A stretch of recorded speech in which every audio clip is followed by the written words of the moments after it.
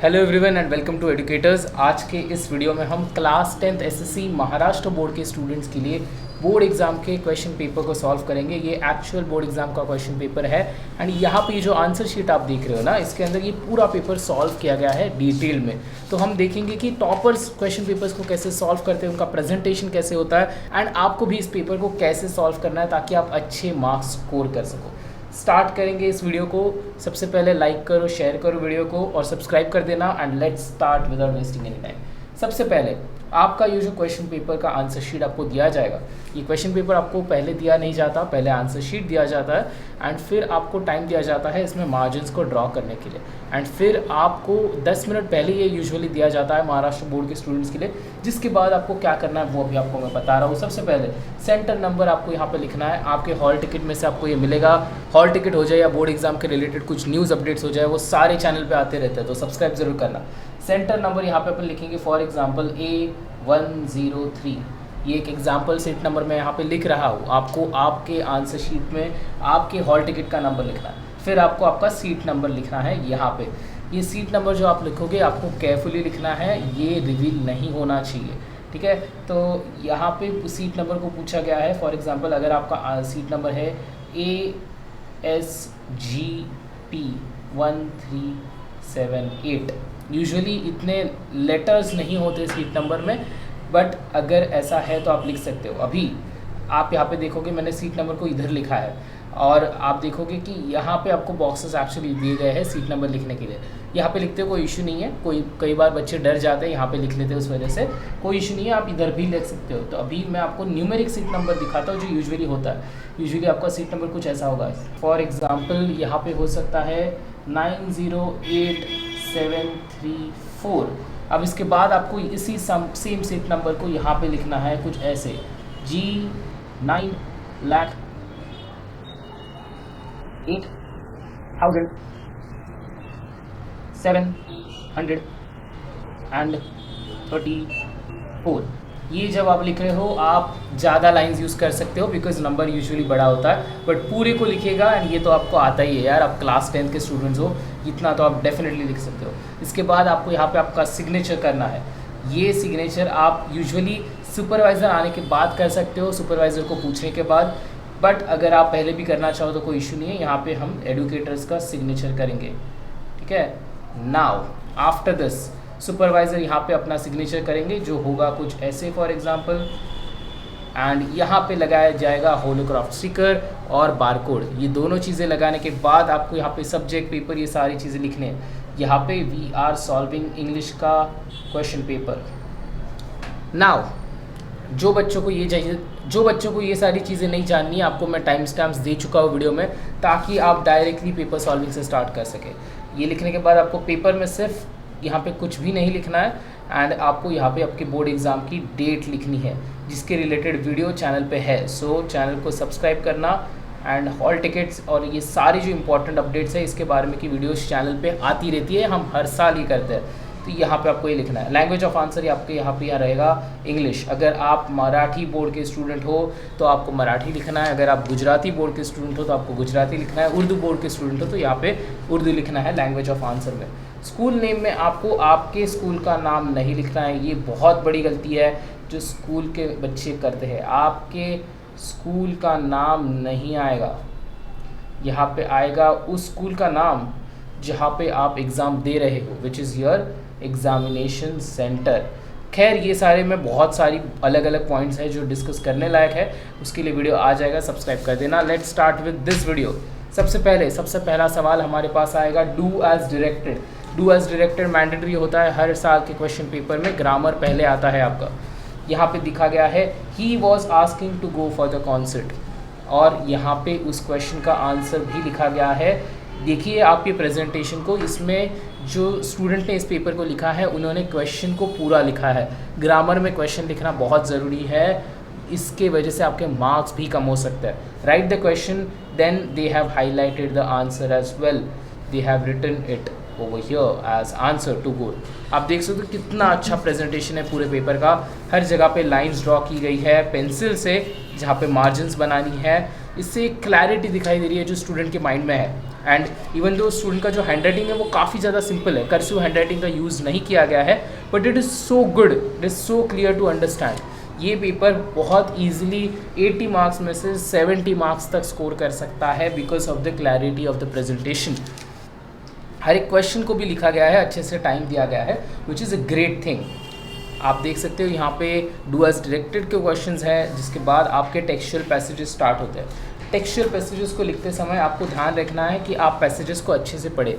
आपको जो given passage होता है उसको अच्छे से पढ़ना है और उसके बेसिस पे आपको इनको सॉल्व करना है। कई बार बच्चे ऐसा सोचते हैं कि यार ये तो हमारे टेक्स्ट बुक का चैप्टर है, हमें इसे ऑलरेडी पढ़ लिया था तो पढ़ने की ज़रूरत नहीं है, बट नहीं, कई बार ये चैप्टर के टेक्स्ट बुक के पैसेजेस आपसे अच्छे से पढ़े गए नहीं होते हैं। अगर आप इसको सॉल्व करने से पहले एक बार पैसेज को पढ़ लो तो अच्छा आइडिया है।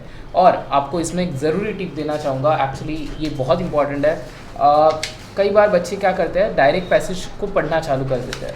वैसा नहीं करना आपको, उसमें आप टाइम वेस्ट करोगे। आपको पहले ये जो सारे क्वेश्चंस है इनको पढ़ लेना है, ठीक है। जब आप इन क्वेश्चंस को पढ़ोगे और उसके बाद पैसेज को पढ़ना चालू करोगे तो आपको पता चलेगा पैसेज पढ़ते ही कि हाँ ये सवाल यहाँ पे पूछा गया था, इसका जवाब मुझे मिल चुका है। इसमें आपका लिटरली जो टाइम होता है सॉल्व करने का वो हाफ हो जाता है, एंड वो टाइम फिर आपको क्रिएटिव राइटिंग में यूजफुल आता है। This is a very important tip which actually teachers also don't tell to the students.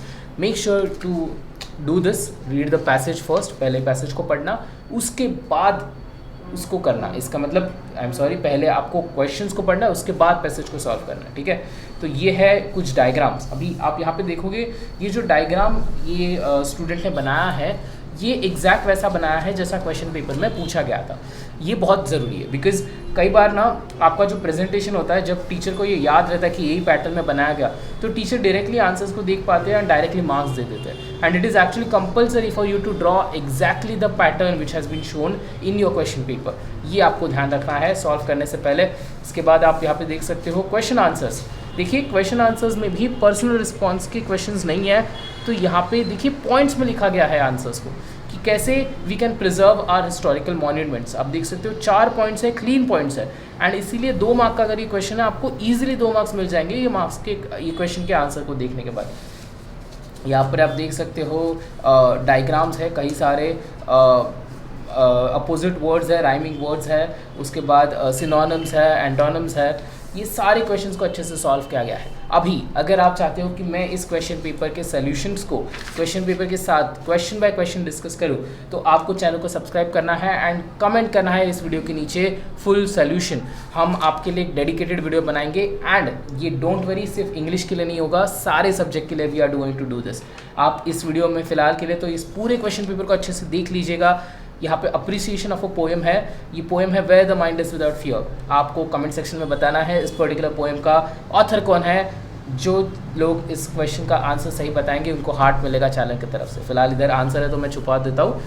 आगे बढ़ते हैं नॉन टेक्सचुअल पैसेज की तरफ। नॉन टेक्सचुअल पैसेज में आपको ध्यान देना है बिकॉज ये ऐसा पैसेज होता है जो बहुत बार स्टूडेंट्स ने कभी नहीं पढ़ा रहता है इन देयर लाइफ, एंड इसके लिए एक फ़ायदा ये है कि ये इजी होता है रिलेटिवली आपके टेक्स्ट बुक के पैसेजेस से।